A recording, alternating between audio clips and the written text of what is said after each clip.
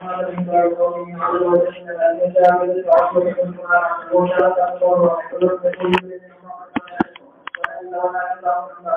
الرحمن الرحيم. الحمد لله رب العالمين والصلاة والسلام على سيد الأنبياء والمرسلين وعلى آله وأصحابه أجمعين. باب قول الله عز وجل إن الذين جاءوا بالإفك عصبة منكم. دا حديث دا إفك چې مخکې تیر شوی دی او دې کې امام بخاري رحمۃ اللہ علیہ ډېر مفصل راوړی دی او حدیث تیر شوی دی چې کومه نوې خبره را چې باید خبره وکم نور ته وښه کسان چې اخیر اثر کړی په دې دروغ یو ډول من کوم تاسو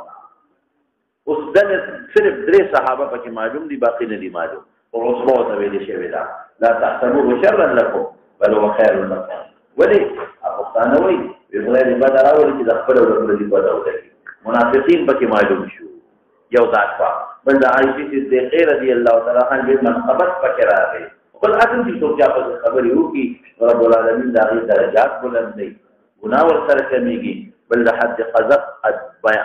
بحث پکې راغی بل د نبی علیہ السلام د عدم علم غیب ثبوت پکې راغی الله ته جواب ورکړي ډېر خبرې دي لكل امرئ منهم ما اكتسب من الاثم والذي تولى كبره منهم ابن عبيد له عذاب عظيم افاق كذاب توي ورپسې اشاره وإن قال حدثنا عبد الرحمن قال حدثنا سفيان عن عمرو عن الدنيا عن عائشة رضي الله عنها وقال قال أبو بكر بن وعلى ذلك عمرو ما يكون على أن عبد الله بن عبيد شبدي مراد تناس عليه شبه ده كي عجيب خبر ده كي لگا عائشة بحق كلا كي صحابونا لولا استمعتموه كتاب داوري دو لولا قلتم ما يكون لنا أن نتكلم بهذا فسولي فدي خبري قولي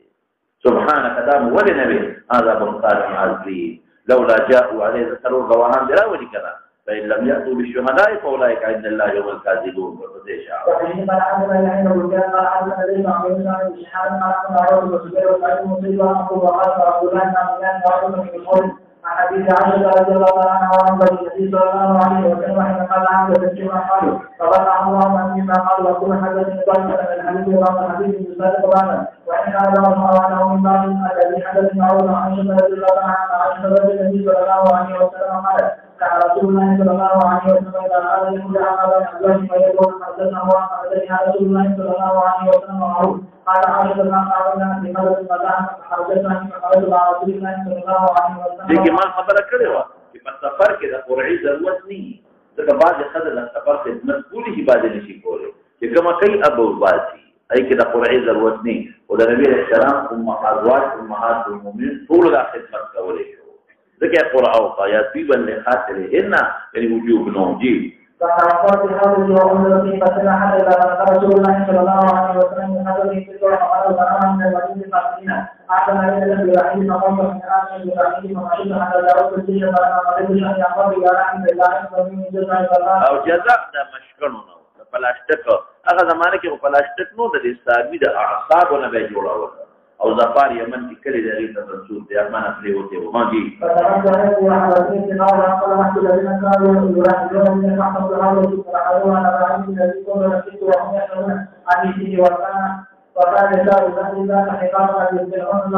دا ځکه و چې ډوډۍ چې سودا نو دې په ما کوی د چې سودا عائشہ پکې نشتا درګیا چې درالي کنه ها إلا أن العرب من الطعام على ذلك يستنكر القول قيمة عون كان أو كل ذلك الحديث التسليم وعطيه وسائل وجد عن الله صلى الجيش وجد عن أبي وليس لعداء ولا رجل فأمرت من الذي كنت فيه وتنبأ من القدوم فيرجعون إلي فبين أن جاء بذنب هذه على رأس عين فإنت وكان سواء وعد الإسلامية من الإسرائيل ولا الجيش وجدوه عليه السلام عالم الغيب يا أرض حاضر ناظر دي حديث نمب لا تنزي دي نمب لا تنزي ارض حاضر و ناظر و دونو پریشان ولې دي بیا ولې عائشہ ته خفیوا یا عائشہ نشتا ډوله کې ولې وته پته لګی چې راته کې ډوله د ما په پرته روانه ده شابه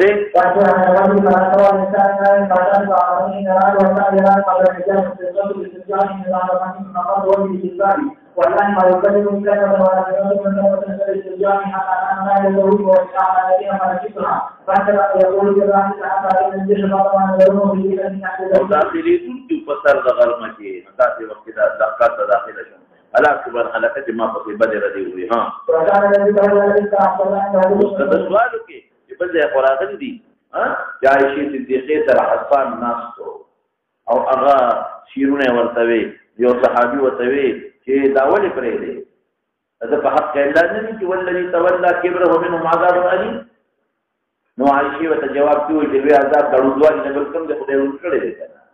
او ځکه پرې قدم چې د نبی هم دفاع کوله نو هغه نه معلومه کې ولذي تولى هغه په حق نازل دي نه حقیقت د په حق نازل دي حقیقت او انت کې ولذي تولى من كبرهم مخصوص والذي تولى نه مراد مجموعه آیات مراد دي مجموعه آیات مصداق بیا ټول دي ورپسې شاه فقد كان مدينه فشت من قدم شهر ونقول في سنه فوجان خالد الى يوم الشيء من ذلك ويريد في وجه ما نسي خبر فشانك وجمالك ما صوت البيت عليه السلام اغا منا كنت ارى منه قبل ذلك ابي مثل بما شبهها انما يكون عن رسول الله صلى الله عليه وسلم ويقول كيف فيكم فوجد فذلك الذي يريدني ولا اشعر بالشرع هذا خرج بعض ما قام لك جوله شومان جي وعلم بالسعي في قبل المعاني وهو نظر وكان عنده بالسعي وذلك قواعد او بيت الخلاجان فوجود النزدين من غير مخي خبر ده لمن امر العربي اولو تبرز الصحراء او توكي وطرف دغايت من بضرر محصول بيت الخلاجان في جوري عند بيوتنا وين بكاي شابه فانطلق له من سحن وإذا تعلم من عن منافق وأمها بنت شخص من عام الخالد وجلس من الصديق وأمها بنت عمر وساعة وقد أعطت له من سحن بابيتي فقد منع من شأن فأعطته من سحن سيدها فقد أعتمدتهم فقد له تسدين هذا الشيء فقد إن أنتهى ولم تسمع لما كان قلت وما كان قالت كذا وكذا فأخبرتني بقول عن بنتي فأخذت مرة على خالد فلما رجعت إلى بيتي ودخل علي رسول الله صلى الله عليه وسلم فقال كيف فيكم فقلت أخذت بنا نادي وهو وقال ونحن نريد أن نستجيب من خبر من سبب إذا أخذت على النبي رسول الله صلى الله عليه وسلم فجئت وهو فقلت لبنتي يوم تعمل لك هذا ما يتحدث خبرك يجي قد يرميت علي عليه فوالله ان اقل ما كان سبب القدر وجهه عند رجل يحبها وهذا لا وكنا كذبنا عليها قال فقلت سبحان الله ولا ان تحدث الناس بهذا قال ويريد ذلك ليس حتى اصبح لا يقول بيوما ولا استحي بيوما حتى استغفر فدعا رسول الله صلى الله عليه وسلم عليه رجال وسام النبي حين ثبت الوحي يستمر وما الكلام يعني قال فاما وصار الرجل فاشار على رسول الله صلى الله عليه وسلم بالابيع من بنات يعني فقال الابيع له في نفس من العود فقال يا رسول الله تعالى وانا سلم اهلك جي شبه فما عليكم بالاسلام فقال يا رسول الله يريد السلام عليكم وانتصار عن قبل وانتصر الرجال فبيغمبر مبارك لقب شوجي قال فدعا رسول الله صلى الله عليه وسلم بريدا فقال بريدا عن مالك من شيء يريد في قال كبير والذي بعد من الحق رايت علينا عمدا من سوء علينا اكثر من ان جاء الحديث المسلمين تنام على ديننا ان يفتح الثاني وتاخذ فقال رسول الله صلى الله عليه وسلم فقال يا ولد بن عبد الله ان يبين تسالوني استعذاري ومدد دخلكم غفل شابتي فقال رسول الله صلى الله عليه وسلم وهو على المنبر يعاشر النبي فبيعه مني رجل قد بلغني اذاه في اهل بيتي وعلى ان اعبد الناس الى خيرا ولقد تولى ما عملت عليه الى خير وما كان يقول على ان الا رعيت فقال تعبد ومعاذ الى اسرائيل وقال يا رسول الله انا اعبد منه ان كان لنا في البلد ونصر وان كان من اخواننا الخلق امرنا وعمل امرنا قال فقال تعالى وقال له شيخ الخلق وكان كذلك رجل صالح ولكن بلغنا النبي فقال لساقي فلا تدعوا الله لا تقولوا ولا تقل على قلبي فما وجدت وقدره وكنا عن سابق فقال لسالم وعوات تدعوا الله لنقل لكم فإنك ولاتك عذر بیمارے سموئی معذور بیمار سوی لکھے گی معذور چاہتا پریشانی تکلیف رسیدی اگر سوی لکھے گی معذور نو عذر دا بیمارے او دا تکلیف او دا ٹینشن نرے من یعذرونی دا سوک بزما مدد او کی پدی عذر کے پدی بیمارے زمان کے استعذار سین تیل طلب دا پر رجی کنا طلب ایک او دا خلقونا دا دی خبری کہ زمان او تو بھی حاکیت دا طلب عذر کہ زمان دا تکلیف کو مانا سوک لری کی سوک مانا زمیرہ کی سوک مدد ہو کی شاہ بسی فتقال الحي يا رب الرحمن حتى حمد يرتدي ورسول الله صلى الله عليه وسلم قائم على المنبر فان يزال رسول الله صلى الله عليه وسلم يقبلهم حتى سكتوا وسكت قال كما قبل يوم ذلك لا يقول سمع ولا كان بنامه قال فتح الروايه عندي وقد قبل يدين ويوم ذاك كان بنامه لا يقول سمع ويزكى الركاب ممتلئ قال فبينما هو جالسان عندي وعمل ودخل الكيما وجد السير وسكنا والبتيشا فدائما وی چې دوی ته وایي چې دوی ملک دوی د قوم نه یا به خبره جوړه उधर ही दुश्मनी हो बस तरफ रहती है ना खबर बिला बाद बदे लगे ले हां فاستأذنت عليه من ذلك بعد ذلك قال لها فجلست معي قال وجدنا على ذلك فأنا علينا رسول الله صلى الله عليه وسلم وسلم وجلسنا ولم يجد عندي وكيل لما قيل صالحا وقد تشهد أيها عن به بشأن قال فشهد رسول الله صلى الله عليه وسلم حين جلس ثم قال أما الله يعلم وإنه قد بلغني عنك كذا وكذا فإن كنت بريئة فبوجه الله وإن كنت أمرت بذنب فاستغفر الله وتب إليه فإن عبد الله أخذ بذنب فقال إذا الله تعالى الله عليه قال فلما قال رسول الله صلى الله عليه وسلم قاله فأسلم حتى حدثنا قال فقل لأبي رسول الله صلى الله عليه وسلم فيما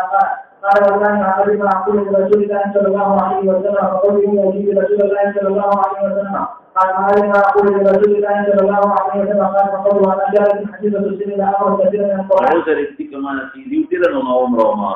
إني والله قد علمت لقد نزلت على الحديث حتى فقالت بأنفس وصدقوا به فلا إن قلت لكم إني بريئة والله يعلم إني بريئة لا تصدقون بذلك والله ولكن يعترف لكم بأمر والله يعلم أني بريئة لا تصدقوا به والله ما يجدون لكم مثلا إلى قول أن يوجد فقال فسوف يجد الله مستعان على ما تشركون قال تحولت فتجاوز على الناس قالوا أنا حين بالآن وعن بريئته ولكن الله مبين بمناج ولكن ولا أن أقول لكم أن الله أما يوجد فتسر بيت لو شيء يوجد الإنسان واحد يطلع ولا شأن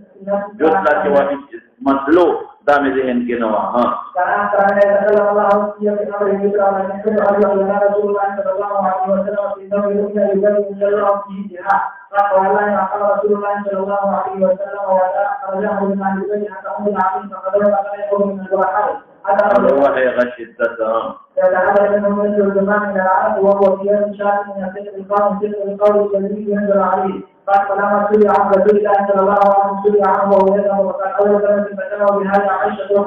أما الله فقدر الذين قلت فقالت أمي اتوني إليه قالت فقلت والله لا أقوم إليه ولا أحمد الله ولا أحمد إلا الله وأنزل الله من الذين جاءوا بذلك عصوا منكم أنا عشر الآيات كلها فلما أنزل الله هذا في بلاد قال الله من الصديق والكاذب قال منهم وزاد ببلاغه منه وفقه والله لا أنزل على منهم شيء أمر الله الذي قال لعائشة ما قال فأنزل الله ولا يدري والإسلام منه وصابر قال عائشة في حق عائشة أيضا الإنسان والمعادلات لله ويأخذ اسمه على سبيل لا يغفر الله لكم ولا تقول وإن قالوا لكم فلا والله إني لكم وحيد أن يغفر الله لي فجعل أن نكام الذي كان يسمع عليه وقال والله أنا عندي عوام أبدا قالوا عائشة وكان رسول الله صلى الله عليه وسلم زينب كيف تجحش النعوي فقال يا زينب ماذا علمت إذا ورأيت فقال يا رسول الله ماذا رأيتي جي زغوت أو نظر أو بساتم لغنانا ما علمت إلا خيرا شابتي ودي ما سره مقابله قول النبيان عليه السلام نے حسن کے اللہ کا ورع و تقوى بچ و قور حمنا تحارب لها جو خلق رول لگیا دی دمو آیا کنا فحلقت في من حلقا من اصحاب الافك شابتي وقالوا ولولا صلى الله عليه ورحمه الله فيما أخذتم من عذاب من عذاب عليه وقالوا لا تقول الذي قال الله او يو بلنا غشت لها يجيبنا تقول الذي قال حدثنا شغرت ورقوالجي محمد بن كثير قال سليمان وبين ابي وائل عن سيدنا عبد الرحمن عن عائشه رضي الله عنها على قدم رضي عائشه قالت بيغو شفري وتا شابتي الزام في ولد دوميت بالقول فوقال يتأخر بأسئلة تقول الأوان عليه لقوله علم وتأخذون عليه وهو عندك عظيم وبه هذا في غنبر بيجي الزام ولا خبره لا إبراهيم وموسى عندنا شرع الذين كفروا عليه وليس فسمعت عائشة رضي الله عنها أغيب يستلقونه يوم النمواقش شغرت والقول او عايشي بدا تليتون لولقيا اللي قدروه وطوي دروغ مجرود قول لرفجبه شابتي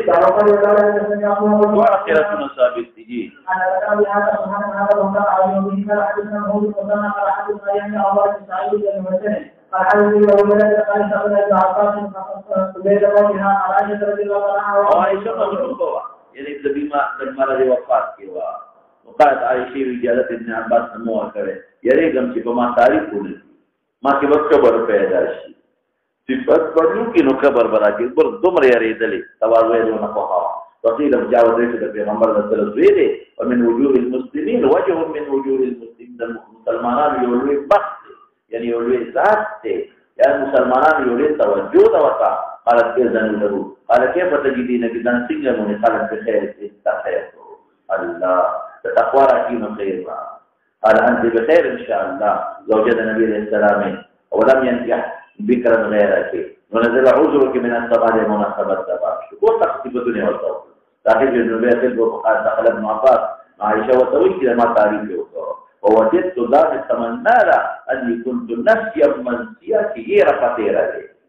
تأكيد سجارة من نمنا غشتلي ذلك كمزوري ما شبزي وإذا حدثنا محمد بن مسلم رحمه الله بن عبد المجيد ما حدثنا ابن عون عن الناس عن عباس بن الله ومن عليه نحوه هو غير كده وصلنا جملة نسيا منسيا من شبا فقال عز وجل عن داود بن هذا عليه قال حدثنا محمود بن حدثنا سفيان عن عامش عن الزهام وسمع عائشة رضي الله عنها وقال جاء حسان بن ثابت عليها أو تيه ولا لا تشيرون بغير ذاك قوله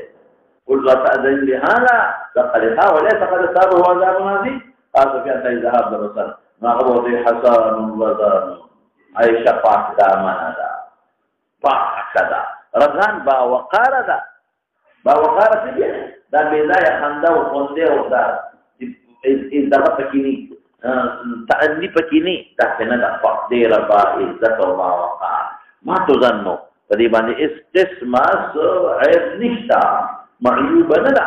بریبتن فمعمولی غنده تغمت هما پوٹی تغمت بانی معیوب ندا وتصبحو جاغیبت ندا تصبحو سبا کے داخلی کے غلطہ اوگیوی من اکل بحوم الغوافلی دا اکل دا وقو دا اگل خضر سے غافلی غافل دا اکم خضی چاہتا غلطی نہیں کردی دا چا بد نوائی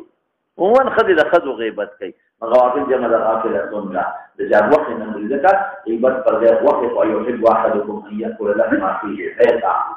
هذا عرب وحيد وتحمل لكن أنت تغلب عليه الوحيد ولسي أما غيبتك إذا ما تدري أنت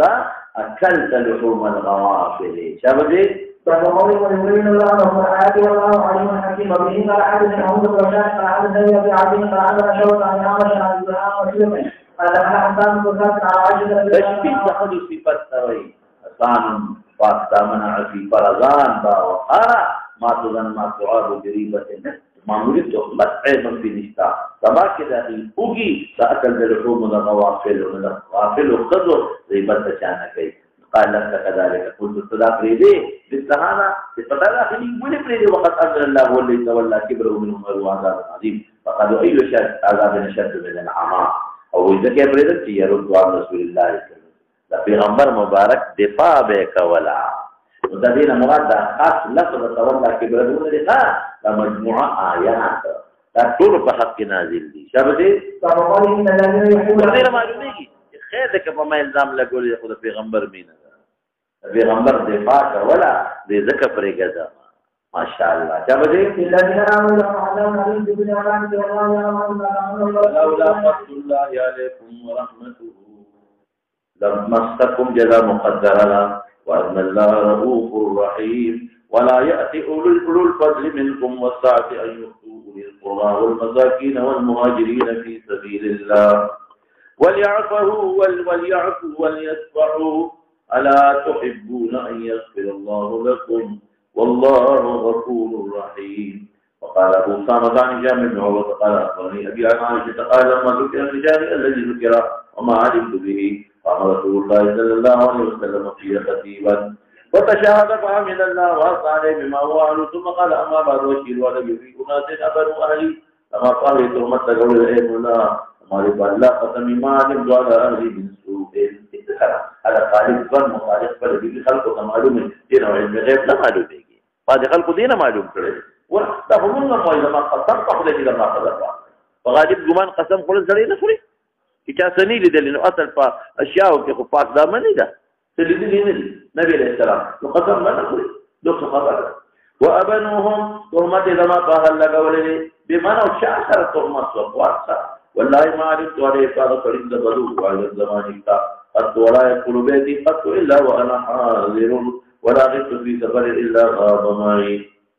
غبت يا حاضر نادر غبت سمعنا فقام سعد بن عبادة وقال اذن لي يا رسول الله ان نذب عنا قوم وقام رجل من بني الخلج سعد بن عبادة وقال ذهب الى سعد بن معاذ وقمنا فقام سعد بن فقال اذن لي اضرب عنا قوم يجبون يسرقون الله ذلك سعد بن عبادة وقع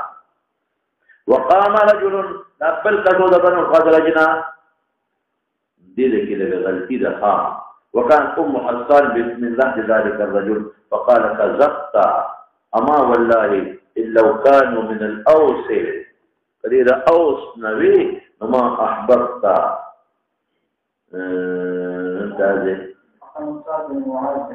دا سعد بن معاذ فاتح ودا دې چې وی وقام رجل من بني الخزرج ذلك غلطي کوي دا سعد بن معاذ سيد الاوس پاسې دی لومبه خبره سعد بن عباده د خزرجي کړی دا تاسو وایي په خبره دغه غلطي ده وی چې په خبره دا وقام بل ځکه دی فقام تاسو کوی چې فقام سعد بن عباده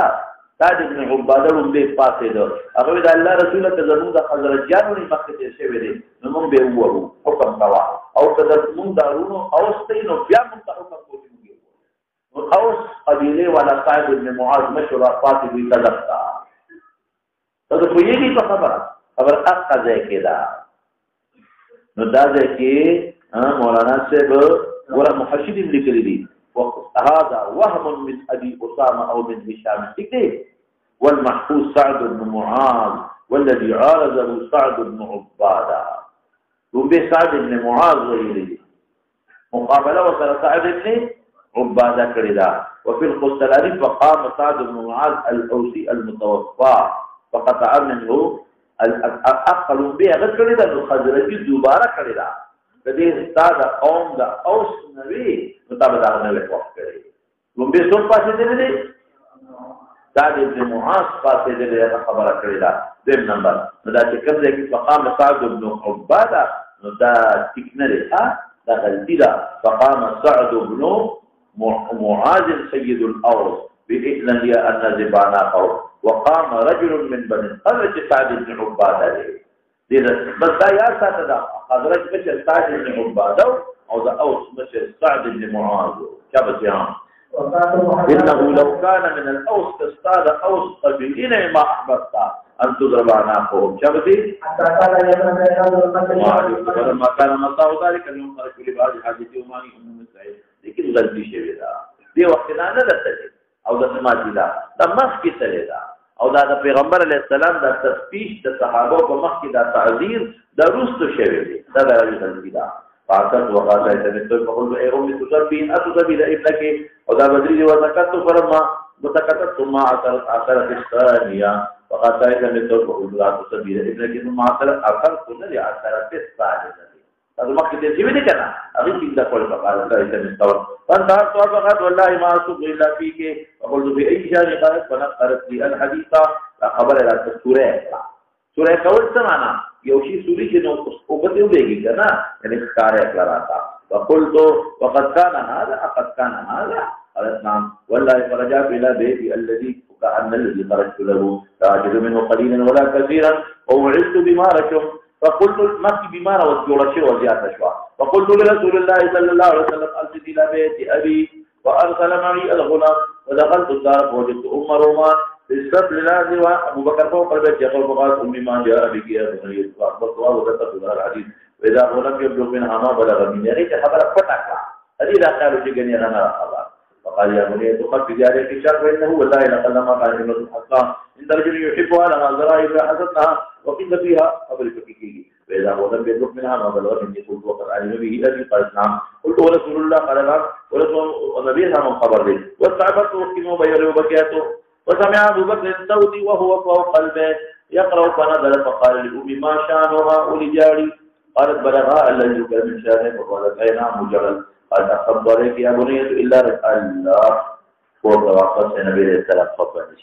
الله فرجعت فقلت يا رسول بيتي وسأل عني خادمتي فقالت لا والله ما أعرف عليها إلا أنها كانت ترقب أن تكون شاته يعني سادلة فتأكل خميلها وعجينها ولتخرج وأبدأ سادلة وانتهرها بعض أصحابي فقال أصدقي رسول الله صلى الله عليه وسلم حتى أسقطوا لها به استرحوا لها بالأمر والإفك أسقطوا منت ورحوا لها بالإفك والأمر أيضا من تحسوا فقال سبحان الله والله ما علمت عليه إلا ما يعلم الصائغون لقد رجع على سر الذهب الأحمر وبلغ الأمر إلى ذلك الرجل التقواني الذي قيل له فقال سبحان الله والله ما كشفت كنف أنثى قط قالت عائشة فقتل شهيدا في سبيل الله قالت وأصبح أبواي عندي فلم يزالا حتى دخل علي رسول الله صلى الله عليه وسلم وقد صلى العصر ثم دخل وقد اكتنفني أبواي في اليمين والشمال فحمد الله وأثنى عليه ثم قال أما بعد يا عائشة إن كنت قالت سوءا أو ظلمت فتوبي إلى الله فإن الله يقبل توبة عن عباده. وقالت وقالت جاءت امرأة من الأنصار فهي جالسة بالباب فقلت ولا تستحي من هذه الجمرة شرموك حياوة قد مخلا خبرك أن تذكر شيئا ووعد رسول الله صلى الله عليه وسلم فالتفت إلى أبي فقلت أجب فما قال ما أتى أقول جسوا والتفت إلى أمي فقلت أجيبيه فقد أقول ماذا جسوا فلم يجيباه تشهدت ما تشهد فحمدت الله وأثنيت عليه بما هو أهله ثم قلت أما بعد والله لئن قلت لكم أني لم أفعل لكان منذ كريم والله والله قوالي فلي خبرت الصادقين ما ذاك بنافعي عندكم لقد تكلمتم به عام خبركي وشربته قلوبكم تازد ذا خبر داخلنا في غمبر مبارك ما يعني إلى دورنا كي وإن قلت إني فعلت والله يعلم أني لم أفعل أن تقولن قد باء تكراركم هيك رفض بي على نفسها وإني والله ما أجد لي ولكم مثلا والتمسد يقول من مثلا قادر بلشما إلا أبا يوسف منه إن قال فصبر جميل والله المستعان على ما تصفون وأنزل على رسول الله صلى الله عليه وسلم من ساعته فسكتنا فرفع عنه وإني لتبين السرور في وجهه ويمسح جبينه يقول أبشري يا عائشة وقد أنزل الله براءتك قالت فكنت أشد ما كنت غضبا خدينا تويلت من زمان منل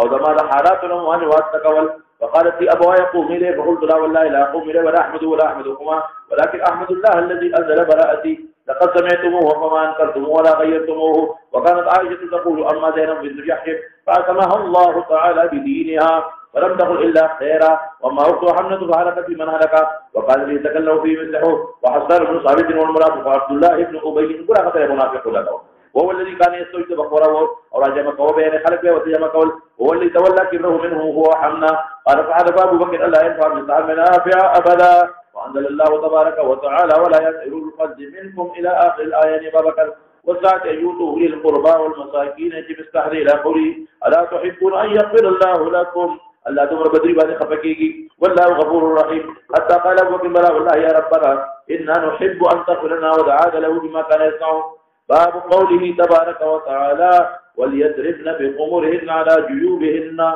شبهه. وقال أحمد بن شهيد حدثنا علي عن ابن شقال بن شهاب عن عائشة رضي الله عنها وقال الحمد لله وكان هذه الشيوخ كما أنزل الله لأن لا ينازلك كتاب هو فقالوا إسفل واجب على جيوبهن فقريوانون نسيب جلوبا شققنا مروتهن فورا قالوا أشلاول واستمرنا به فورا يسير برجول كله شابتي ها.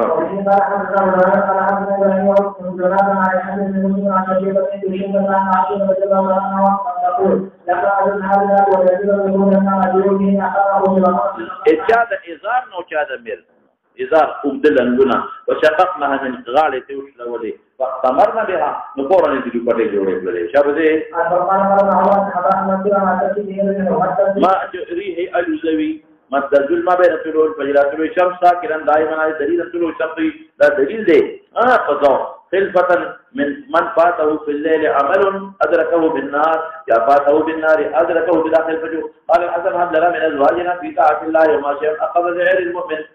أو ذلك نجاة خشاري مؤمن لكن لا يؤمن حبيبه كل دوست بالله فطاعت في قضاء. قال ابن عطاء سرورا إن ذاك بيجي ما دفارق لعبادة بنا وإلى التوي قال غير الصغير مذكر تتوي أو تشعر استرام بلدل توي توقد شديدة تبلي عليه تقرأ عليه من أملات وأمللت. الرأس أصحاب الرأس معدين توي جمارسات هذه ما يعبأ به يقال ما عبأتم مقرون ملر لشيء لا يعتد به غراما على كالتوي قال ملياد وعطوا قال ابن عيينة عاتية ما نعتت على الخزان سرتشيوفلا لك تعريف فقبل الخزان وبعدلات فتشوري تقول في الوزن شابتي أنا كده بات تيرو لك تبس بقابو ما شابتي. الذين يحشرون على وجوههم إلى جهنم أولئك شر مكانا وأضل سبيلا شابتي.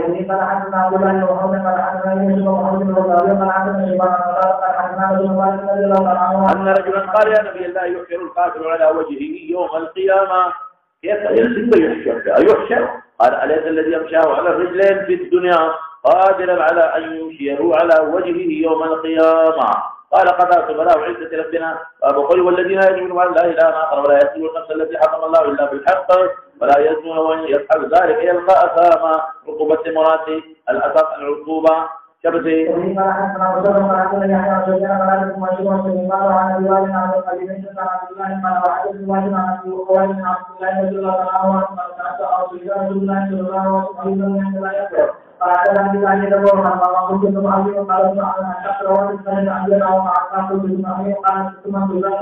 قال ونزل هذه الآية تصديقا لقول رسول الله صلى الله عليه وسلم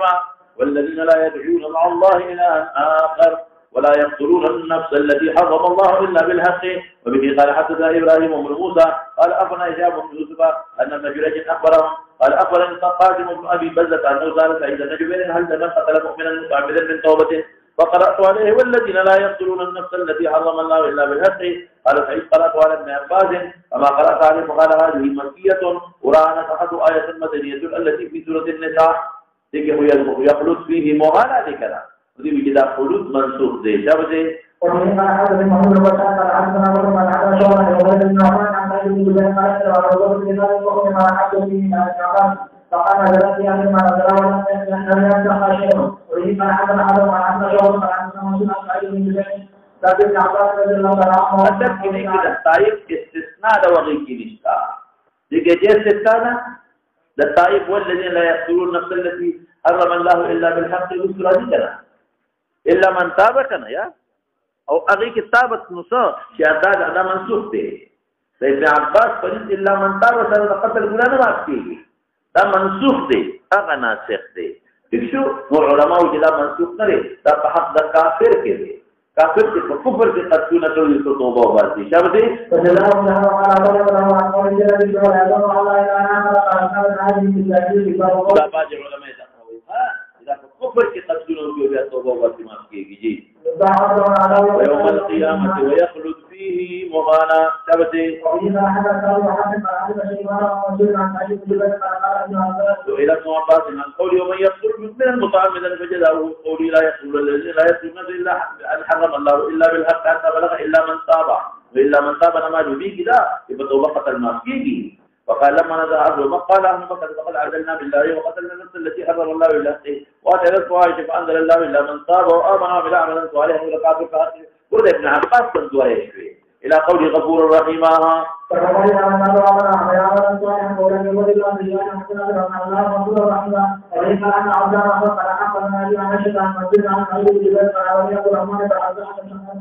ومن يقتل مؤمنا متعمدا مخفى سألته فقال لم يصح شيء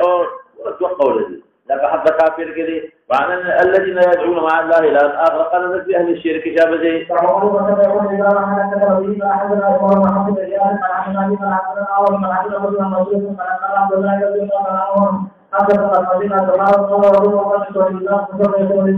أو استفاد كي الذي بس الله ذكرتنا لكم عذاب لازم شو جي سورة الشعراء قال وجهت على سورة الشعراء.